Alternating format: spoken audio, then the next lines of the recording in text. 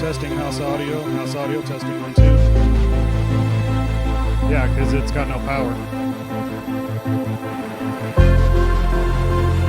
There's no power. The battery's dead. Well, yeah, we'll change the power cable so we can get some power.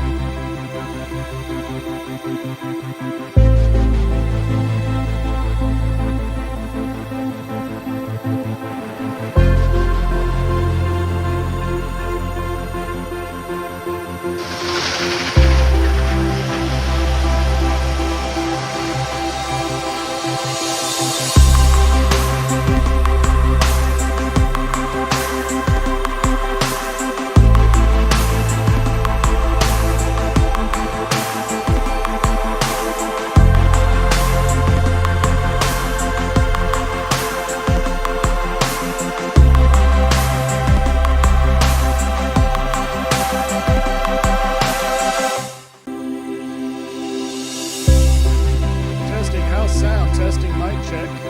I believe this is my 5th one today, so I'm going to start charging you all. Testing 1, 2, 1, 2. I go for standard rates, cookies, like pennies. Testing 1, 2. Testing house sound. House sound testing 1, 2, 3. Testing 1, 2, 3. Today's storm response for the press conference.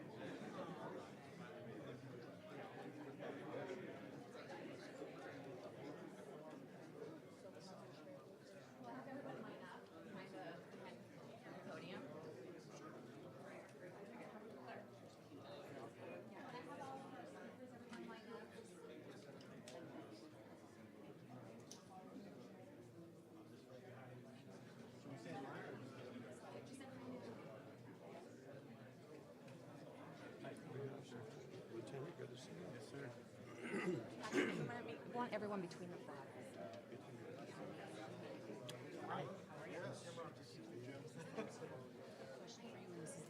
Question for you when this is done. I have a list right here. Except here, we'll have, Are we going to leave it for questions after? yes, Or after. do I just pause or just introduce the next person? You would introduce Jim Jim Rogers, Rogers. and then after Jim Rogers, Leonard will come up and introduce the two, the congressmen. Yeah, the list here.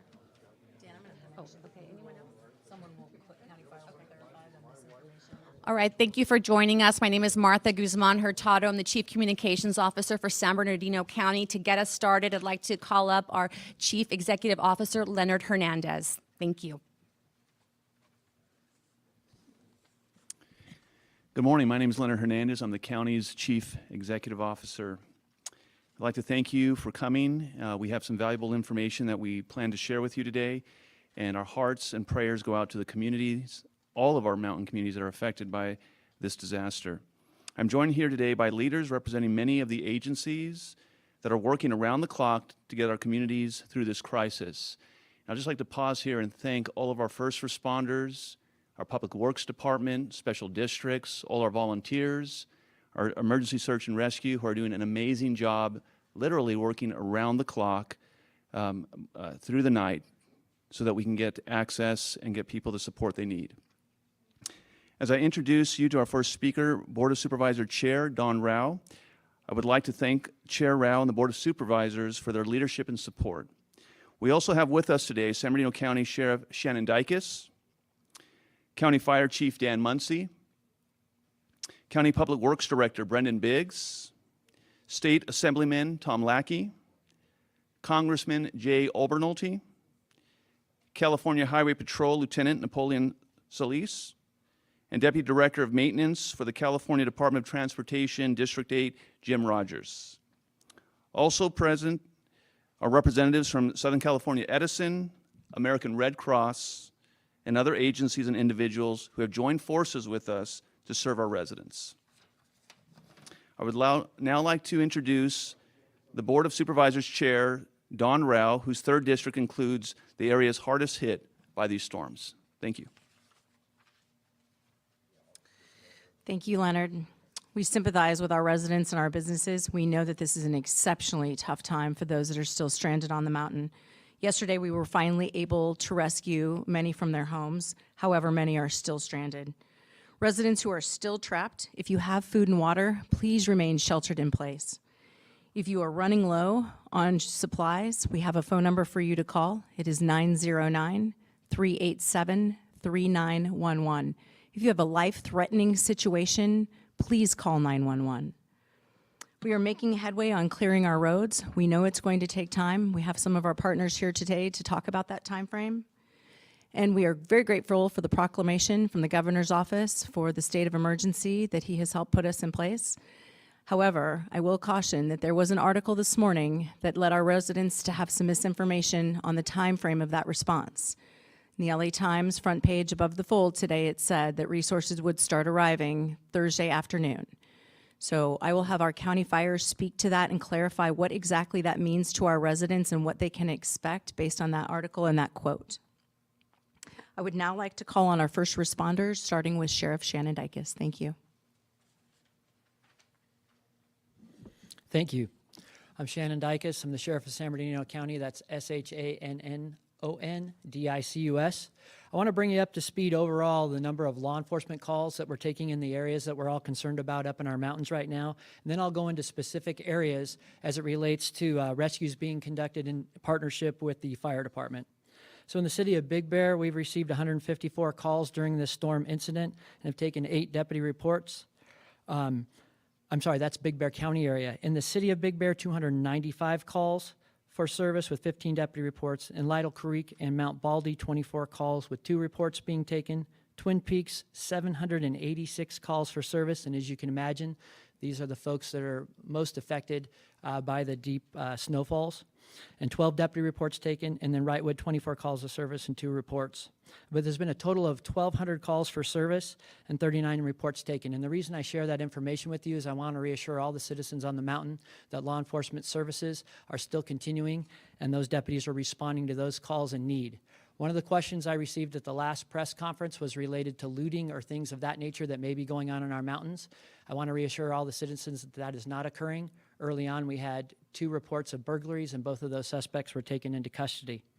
The types of calls for service that we are hearing from are information calls, welfare checks, assisting the fire department with search and rescues, as I explained earlier, and many non-injury traffic accidents as motorists try to move in and out of those areas in the conditions that we're dealing with.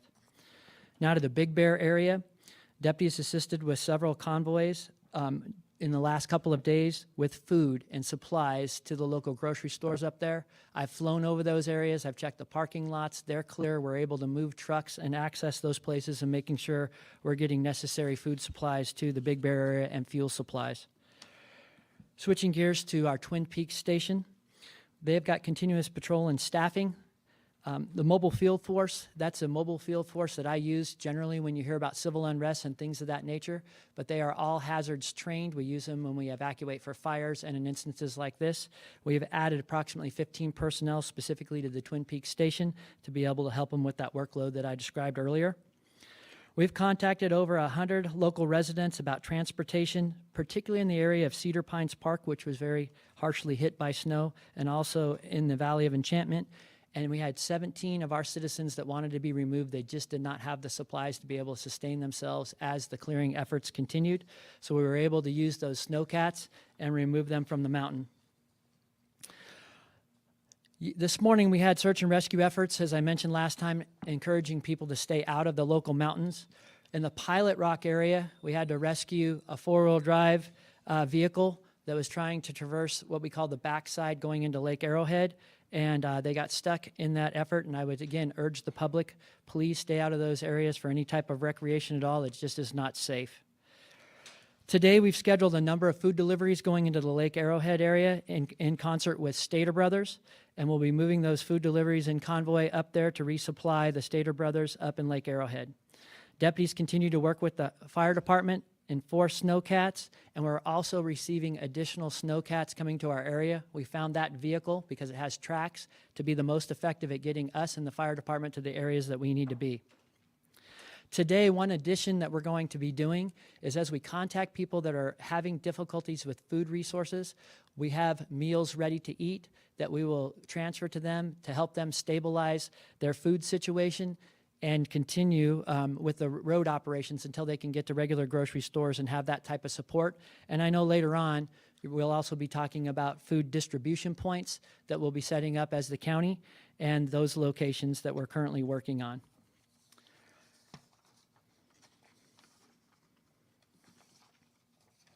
I've been in contact. You're going to get to hear from Assemblymember Lackey and Congressman Jay Obernolte. I want to assure all the citizens that are up there in our mountains, we have received nothing but fantastic support from the state and from our local and federal officials.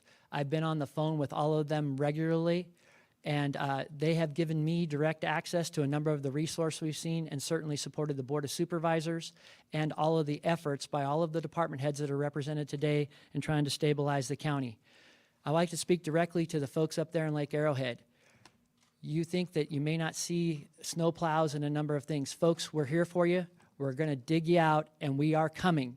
We are making tremendous progress. I saw this from the air yesterday. The roads are being cleared. There are snow plows everywhere, and you are going to see direct relief coming to your doorsteps shortly. We have to follow the process, and what I'd like to describe the process as being, remember, our state highways are like arteries. Then you go down to county roads or like veins, and you go to individual services and homes that are like capillaries. Those services and homes that people need to access are blocked by walls of snow. So even though we're making progress, we still have to knock down those walls, get people's driveways cleared, get businesses cleared, and a number of things. And we're making huge strides in that area, and I know you'll be receiving updates. Thank you for your efforts, and I'd like to introduce my partner, Fire Chief Dan Muncy.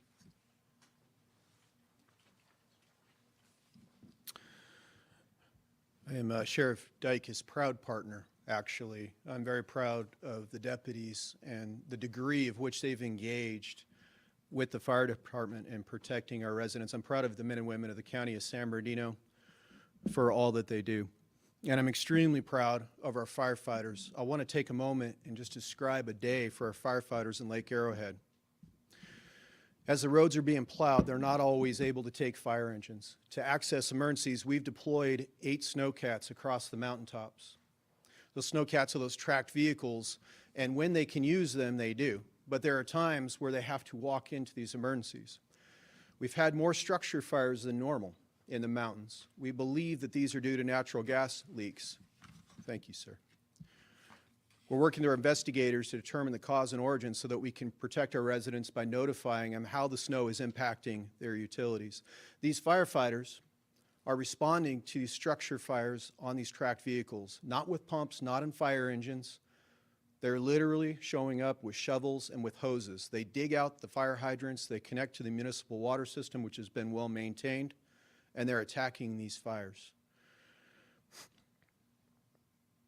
Over the last 48 hours, we've had 5 of these fires, these gas fires that our firefighters have to fight.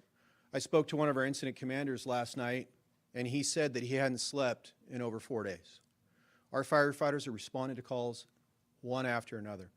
Now, we're not able to respond to every single call at once. We only have 8 snowcats. We have plenty more on order. But even then, even if we put as many men and women as we could up there, there's still going to be call for services. We have to prioritize these call for services. Every single call is being responded to, but I think in California we're used to a 5, maybe in our mountains a 15-minute response time. That is not happening right now, but we are responding. Our EMS calls for service continue to be robust. As our residents don't have access to normal doctor's appointments, they're running out of medication, or the emergency room is closed, it puts an impact on the 911 system. We are using these snowcats to get to these patients and transport them to our waiting ambulances that are on the roads. Our ambulances are using tire chains to get down the hill where they're meeting another ambulance that has no tire chains to speed up patient transportation. The fire department is also working with various county agencies to make arrangements with our residents on an as-needed basis to deliver the medications that they need, the supplies that they need, in case things like insulin syringes to prevent additional emergencies. I want to talk a little bit about Unified Command. I'm the incident commander of our February storms. We are in Unified Command with the Sheriff's Department that ensures that strong, close coordination. All utility companies, CAL FIRE, other allied agencies, other fire departments are in our command structure. We are setting incident objectives. We are sharing resources.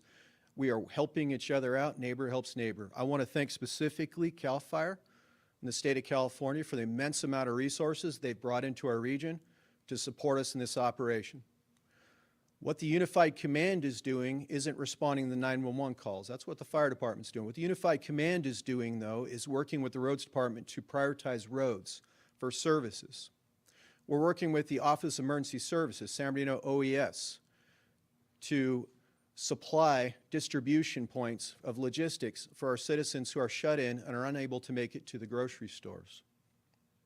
We are going house to house, and we're literally using shovels to shovel out driveways to make sure that people have access to their cars. As the roads are plowed, you still have a 10-foot berm of snow that you need to make it over. We are shoveling their roofs and removing the snow weight from the roofs. As I reported in the last news conference, we've had collapses in our structures. We're all familiar with the Godwin grocery store, which is a full collapse. There's been other public infrastructure and private entities that have been impacted by the snow weight. We have a damage assessment team that is out there looking at every one of these structures or notifying residents of concerns. They're coordinating with different county departments to ensure that our building and safety can be notified. Finally, we're looking ahead. The weather looks great for the next 7 days, and that's great news. We're starting to feel more comfortable because as it gets sunny, we're going to have the snow melting. But when you're looking ahead and you're looking at snow melt, we always think about flooding. The second emergency that we're looking at and assessing for is avalanches. Today, Icebox Canyon, which is in the Mount Baldy area, is shut down thanks to the great coordination by our sheriff and CHP because of the threat of avalanches. We're looking at all our communities, and while we do not believe that there's any avalanche threat in those communities, we are making absolutely sure that we're monitoring the situation to stay ahead of anything. And then finally, those roofs and infrastructures. I mentioned that our firefighters are going up on roofs. We've ordered special tools and equipment that will allow our firefighters to do that task quicker so that they can get up on the roofs and clear that snow. Finally, the CEO asked, or the chairman asked, that I address the National Guard rumor that they were being deployed to our communities. As she mentioned, there was an article, and the article said that the California National Guard was going to be deployed to be in our communities on Thursday to clear the roads. It's inaccurate. What was ordered was a hand crew of individuals. The hand crew that is being given to us is a combination of CAL FIRE supervision, CAL FIRE equipped, and California National Guard members. The National Guard members work with CAL FIRE during the wildland season. The state, though, has given us this hand crew so they can help us go door to door and clear out residents, remove snow from roofs, shovel driveways, shovel the front porches to make sure that our residents are safe. You will not see the National Guard wearing fatigues. They're not going to be driving military vehicles. They're dressed like any other firefighter. They wear blue uniforms. They're called a rattlesnake crew. That is the name of that crew. Every crew has some sort of name. So as you think that there's been a deployment of National Guard, don't think that this is a hurricane in Haiti, where you see our military there to support the citizens. That's not what we need. That's not what we asked for. What we asked for is assistance to our citizens. And the best assistance that you can get is men and women that have shovels, that can go and directly go on private property and help. The second piece of equipment that we requested from the state of California is front-end loaders, dump trucks, and different specialty equipment. That equipment is starting to arrive and is being deployed in conjunction with our Public Works Department and with Caltrans to support our private citizens. Finally, there's two individuals that I brought over here that spoke Spanish. I know that there was some Spanish media in the audience that asked for interviews. They'll be available after this press conference to answer any questions in Spanish. Thank you.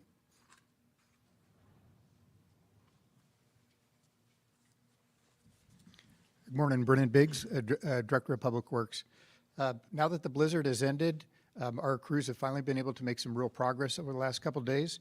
Our staff did an amazing job in creating and implementing a GIS layer as a tool for the community. It's on our Public Works snow removal webpage.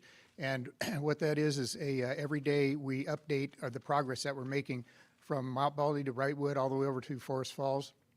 So you can see the progress of our snow removal efforts. It's a really good tool. It was launched last night, and it'll tell you, you can actually zoom into your specific area, and the little numbers will change as you zoom in, which roads have been passable. Again, to remind you, what passable is one lane wide, less than 8 inches. That's where a properly equipped vehicle, that's like a four-wheel drive vehicle with chains and snow tires, can navigate. The county continues to be fully activated, working 24/7. We're not only using our crews, but we hire seasonals every year, and then our on-call. So we're throwing everything at this. And as Chief Muncie said, we've also got some extra loaders and people coming in that will be implementing area-wide. We're also in constant communication with the state for additional resources.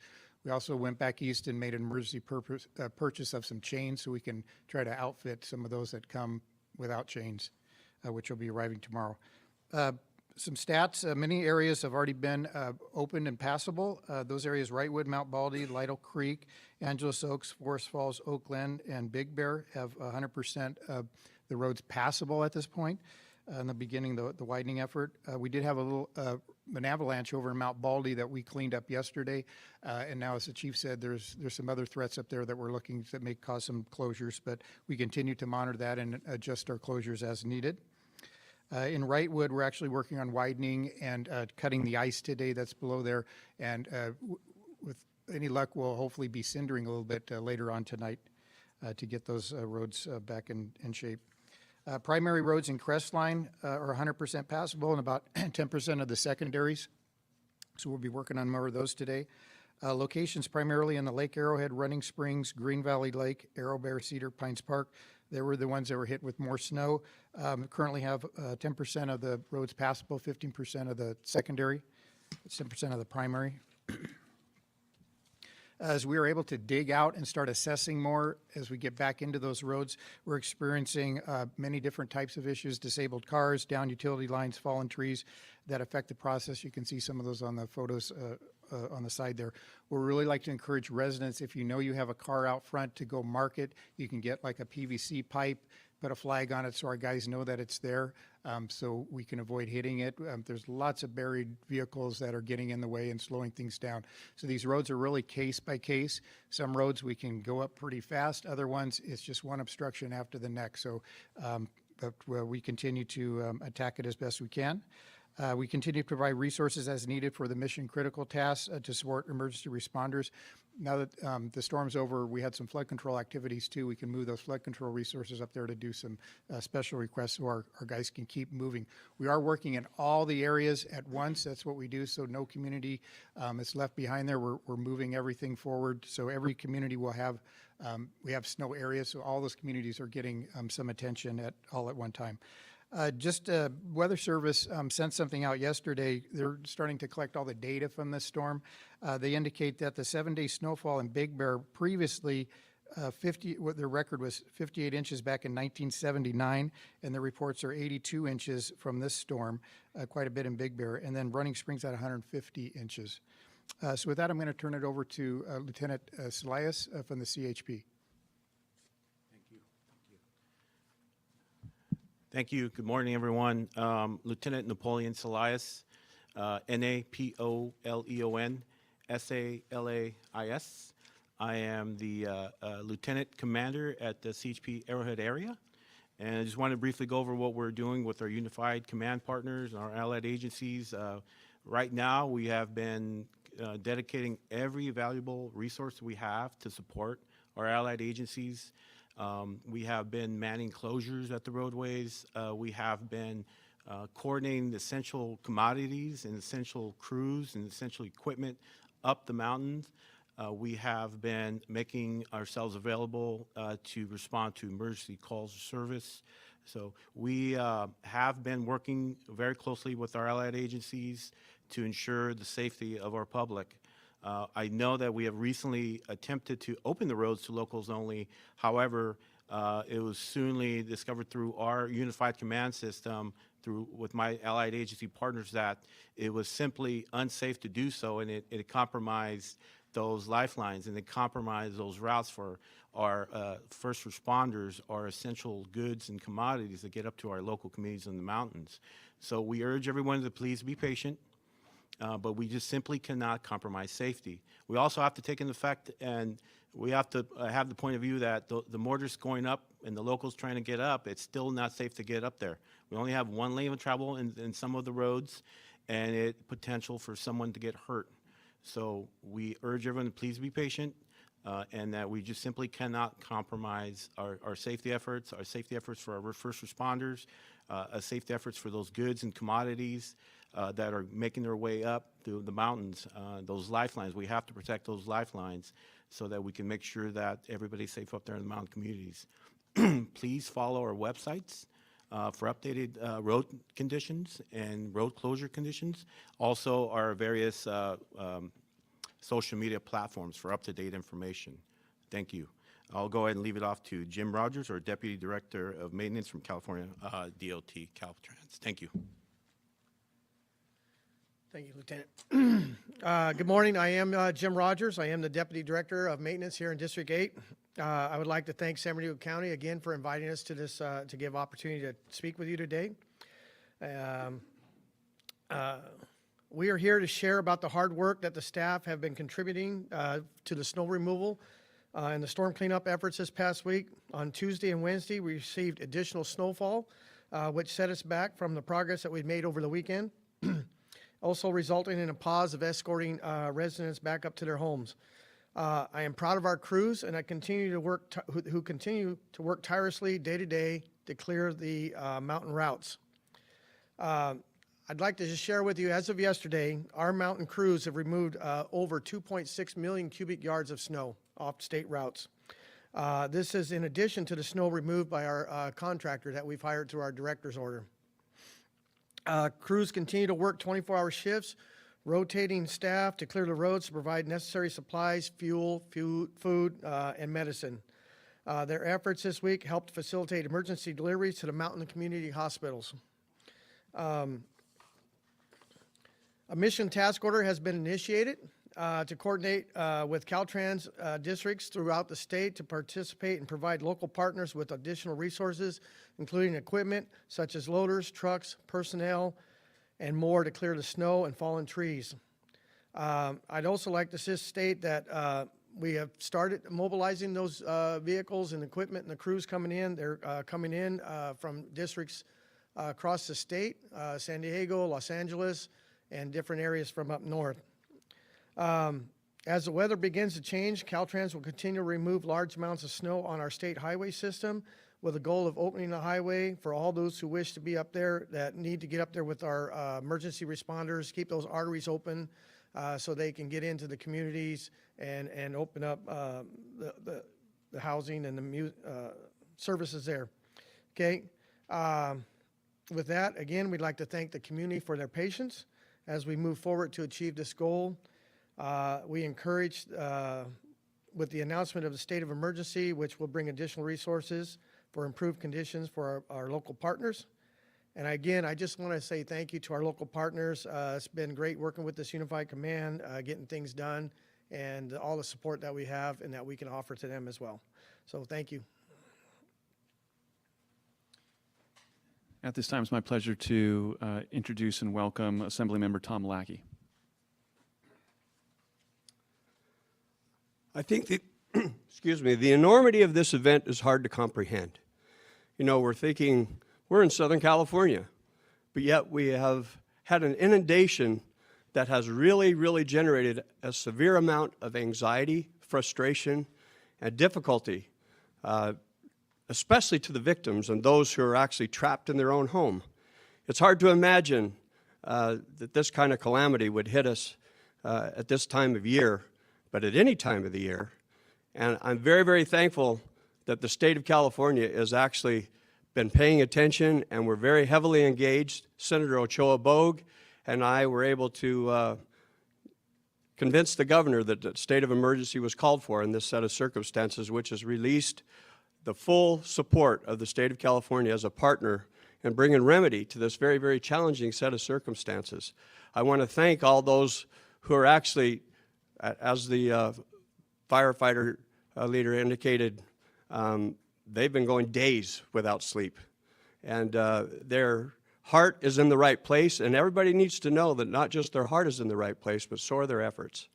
And so I feel very frustrated for those who are suffering, and I can't imagine being trapped in my own home for days, feeling helpless.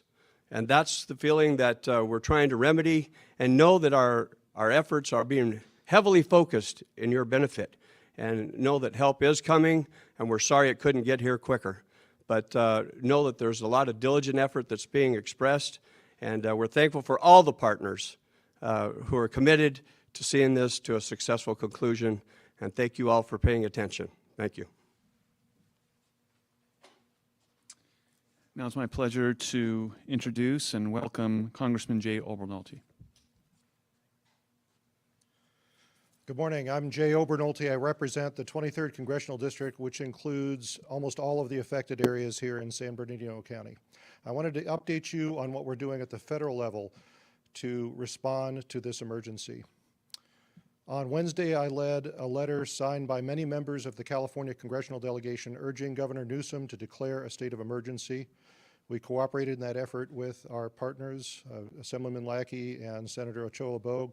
I'm very happy that the governor acceded to our request and declared that emergency on Wednesday evening. That's going to unlock state resources that will help us respond to this emergency, including the California National Guard.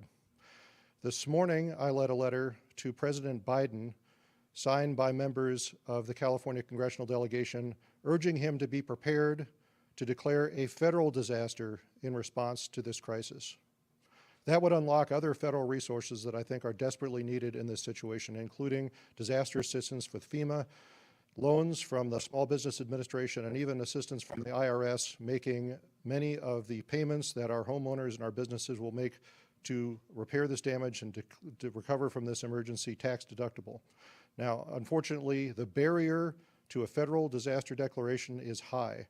It includes a request by the governor and a preliminary damage assessment, we call it a PDA, showing that enough damage has occurred to justify a federal disaster declaration. So we'll be gathering information about the amount of damage that's occurred. So I would encourage you, if you're a homeowner or especially a business owner in some of these affected areas, please keep track of your disaster-related expenses, because we might be asking for that information if we need to prove to the federal government that a disaster declaration is something that we qualify for. And I want to join my colleagues in thanking our first responders who have been working around the clock to help us recover from this emergency. All of our partners have been working as one unified team, and I can't tell you how much I and the other elected leaders appreciate your efforts on the behalf of our constituents. Thank you.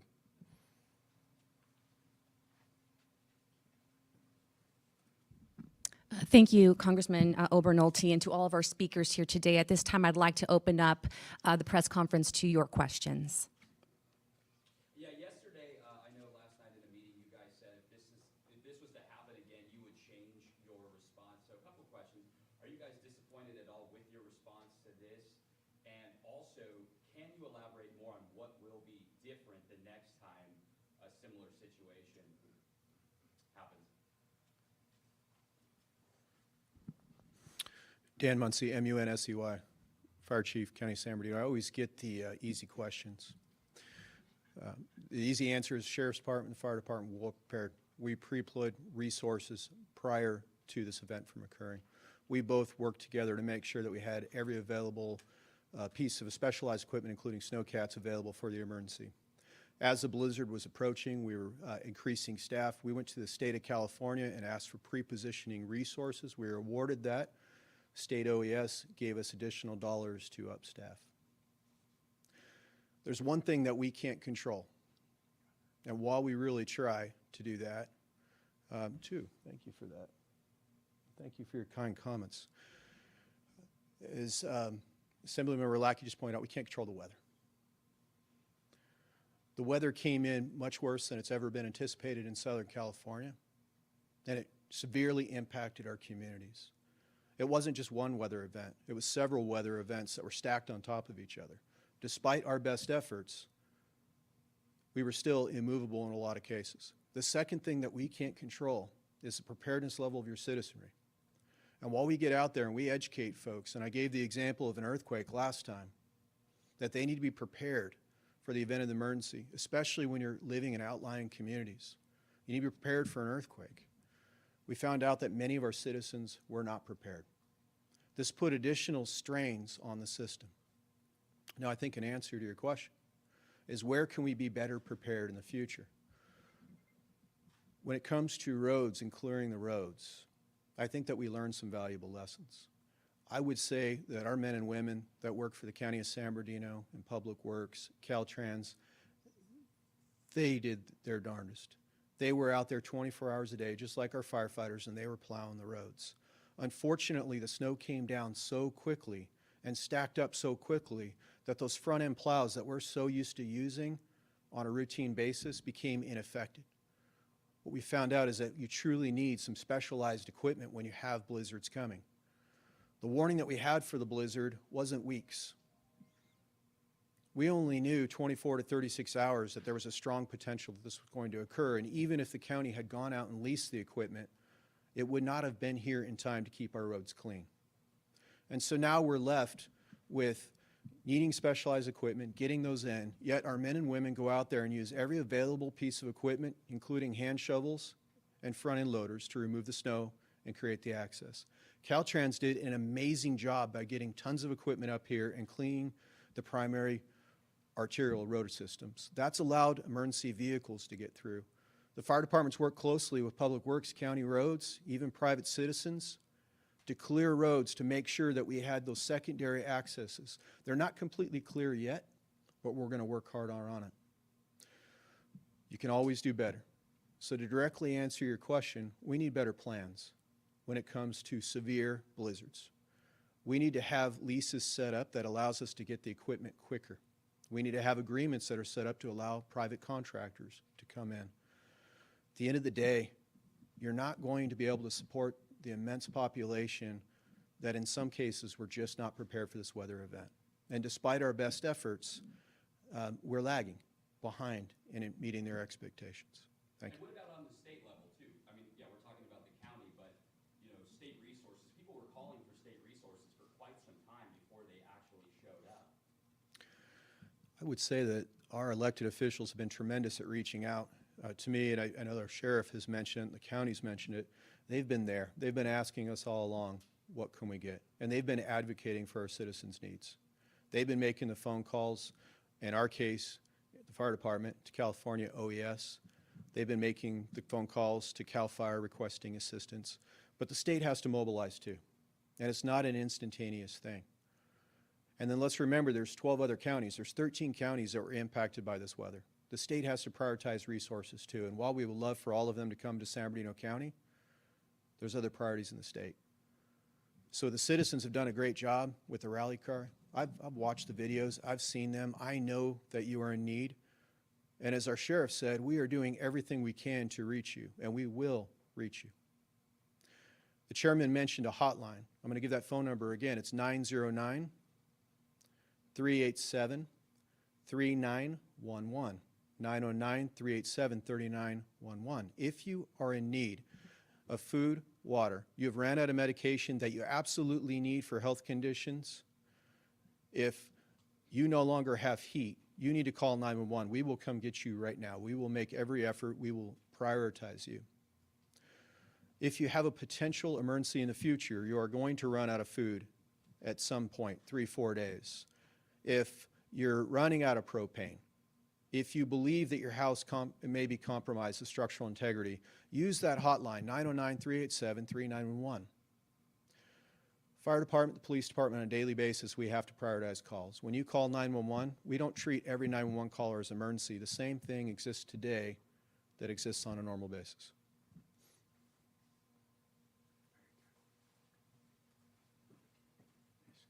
All right, if there are no other questions, we'll conclude the press conference, but oh, okay, go ahead. Okay, okay. My question is to Caltrans or Public Works. I mean, people are obviously, at least the ones I've been speaking to, are curious. They want to get up to their homes, they want to get food to their families if they can. When can you give them more information about when the roads will be available for them to start getting to their homes, especially in the areas of Green Valley, Running Springs? You mentioned that 100% of Crestline wasn't open, but you're still working on clearing the other roadways? So as I had, how we have been mentioning keeping those lifelines, those vital routes up for our first responders and get those goods and commodities and essential equipment to help our residents up there in the local mountains. Until we can say it's safe and it doesn't compromise those efforts for our first responders and getting those commodities up there, we're going to have to maintain our public safety is always going to be paramount. So that's going to be based on ensuring that we don't compromise public safety. But how are people going to get to those resources, like the grocery store in Arrowhead? If you can't even leave your house because you're buried in 10 feet of snow, how are you going to get to those resources? Yeah, as I mentioned earlier, one of the tools that we have now to show the daily progress is our new GIS maps that'll show the progress as we're continuing on, so they can start to see which communities are more passable than not. We're estimating, a week or two, but that's because we really don't know until we get to that road. They're all case by case and what buried cars and stuff we get, and also the state resources that are coming in. So we just encourage everybody to keep looking at the webpage and see how the progress is being made each day. So if you're saying it's going to be a week or two of being in their home, if those people that, as the chief mentioned, that are running out of food and water, they should leave, because it could be 2 weeks before they're able to dig out. Yeah, no, we appreciate your question. One of the things that's happening under our unified command is as the snow plows go through, the additional resources that our chief commented that's coming from CAL FIRE, they're actually sending rigs in behind them to go with the roof rakes, with the shovels, to start to dig folks out and to do the door-by-door house check to make sure people are in a good place. It's our approach not just to focus on the main roads and then just leave everyone stuck in their home. The conversation that we're having about the roads being cleared, and again, that's what we really want to stress, because being cleared means that there's only access for one vehicle. It's a very tight clearing. If people come up, they won't be able to get into their home. They'll have to stop their vehicle in that clearing lane, and then they'll have to spend about 20 hours of work shoveling to get to their house. That's why we're trying to prevent people from coming up just at this moment. The other part is that our county emergency operations is putting up local assistance centers. We're right now planning where those are going to go around the mountain so that we're coordinating food distribution. That's an aspect that our unified command is going to accomplish as well. So effectively what's going to happen, it's a coordinated staged approach. The roads are cleared, then fire crews come behind, start to clear to get to residents. The help desk number, when people are calling and saying I'm in desperate need, is going straight to the unified command so that then those folks are prioritized. Also, our sheriff is leading an effort to get people out of certain situations, like in the Crestline area, where there's a grocery issue, to get those folks out of that area who want to leave. Sometimes the mountain residents don't want to leave, but who want to leave, to get them to one of our shelters that are located in Redlands. So we're coordinating each of these efforts so that we're just not saying, hey, you have to wait 2 weeks in your house until we finish clearing the roads and then come out. It's a coordinated effort to get people out of their house, get to the resources. And Chief, if you have anything else you'd like to add? Search and rescue crews were working to refuel generators at cell towers. For a lot of people stuck in their homes, this is their only communication to the outside world. Can you tell us a little bit about that operation? Yeah, absolutely. It's actually a very complicated and complex operation. The roads that normally go out to our cell towers have about 10 feet of snow on them. So we've tried heavy equipment and have not been successful. So there's an operation that's being undertook today in conjunction with our Sheriff's Department to literally deliver crews to the top of Keller Peak, and then those crews will then accept what we call sling loads. So sling load is using a heavy lift helicopter, a Type 2 helicopter, I think kind of like a Huey, that has a long line underneath it and a net that's carrying fuel cans, jerry cans. The helicopter comes and hovers over that site, and our crews receive that sling load and then physically take those cans and go refuel the generators. Could not be possible if our sheriff didn't have excellent pilots and equipment, but we will ensure that critical communication is maintained. Yeah, so on people though that are stranded in their homes, have the time estimates been cut down at all by these state efforts to get them out of their homes? And what's the longest you anticipate some of these people at this point to be still stuck? So we've estimated during this, we said we could push it out as far as 2 weeks, but because of the state's efforts and the equipment that's coming in behind us, we're hoping to drop that down to a week. People are already seeing a number of relief. I don't want it to leave everybody with the impression that citizens' vehicles aren't moving around up there. There are some residents, like Brendan Biggs explained to you earlier, that have snow chains and four-wheel drives. I've seen them from the air. They are moving around. Some of them that are able to walk close enough to receive groceries and supplies and things like that are certainly doing that. We're seeing neighbors helping neighbors. So it isn't a complete lockdown, and we are making a tremendous amount of progress.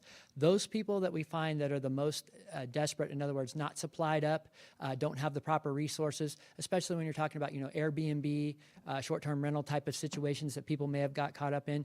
We're removing them from the mountain and making sure that we get them taken care of and they get resources to get back home. We may have to go up and get cars later, but right now human life is of most importance. So you're going to see that shrink. I think with the weather, you're going to see it shrink even more. I'd love to be able to give you exact times and dates to be able to do that. It just really isn't possible at this point. And to your earlier question about specialized equipment, if you look at I-80 going through the Tahoe area, I've seen I-80 where they have 20-foot walls of snow. We don't ever experience that in our mountains, but we've experienced it now. So having blowers that can actually blow snow that high, it's become, as Brendan explained to us, much more of a loader situation where you're having tractors come in and scoop the snow, having to drive it away, truck it out, and a number of other things, which makes the operation much slower. Will you talk about the GIS map one more time, just how to get access to it? Yeah, to get access to our GIS map, if you go to County of San Bernardino Public Works website, we have a link for snow removal information. It has a lot of information about the snow removal program, helpful tips, and then there is a button there for the GIS map. which will come out for all the snow areas. You can zoom right into that.